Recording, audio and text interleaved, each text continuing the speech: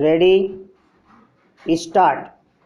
I am pleased to inaugurate this international webinar on promoting cycling in post-COVID world and share my thoughts with all of you. The theme of this webinar is not only timely but quite important too, as there is a need for collective global efforts to make this planet greener and safer. The COVID-19 pandemic has shaken and stirred the world like nothing else in recent decades, and increasingly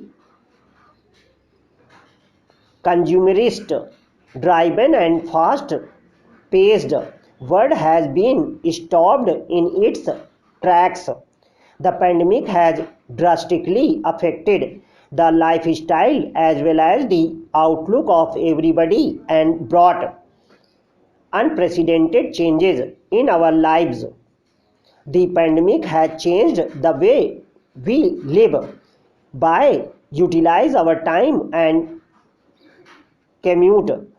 Restrictions in many cities across the world have resulted in a reduction of motorized traffic and an increase in people choosing to walk or ride bicycles to avoid crowded public transport and follow health authorities' advice for physical distancing.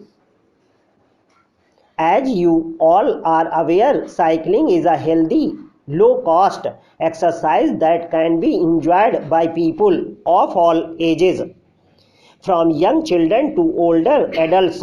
It is good for the environment. Riding a bicycle regularly is one of the best ways to reduce the risk of health problems associated with a sedentary lifestyle. Cycling promotes both physical and mental health.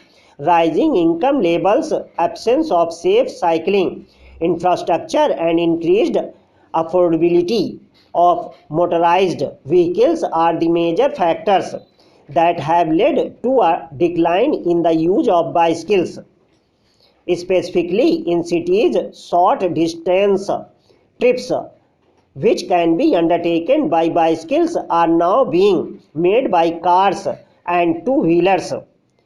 Ironically, the pandemic has provided us with a rare opportunity to promote the use of cycling and integrate this non-polluting mode of commuting into urban transport system. This is the time for urban planners and policymakers to have a relook at their plans and policies and earmark exclusive cycling tracks.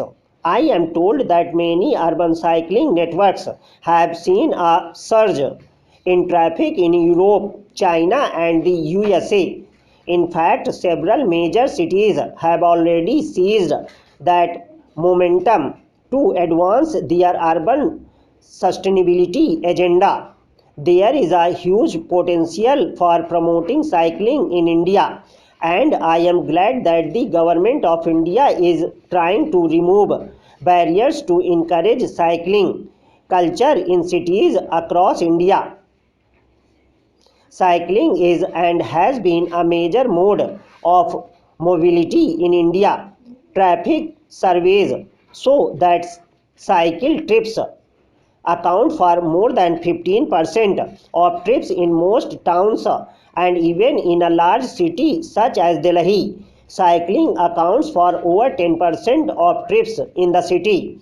This is largely because bicycles play a major role in enabling the livelihoods of the urban poor by providing a cost-effective transport option. Cycling provides several benefits in the form of zero dependence on energy sources, zero pollution, and improved health.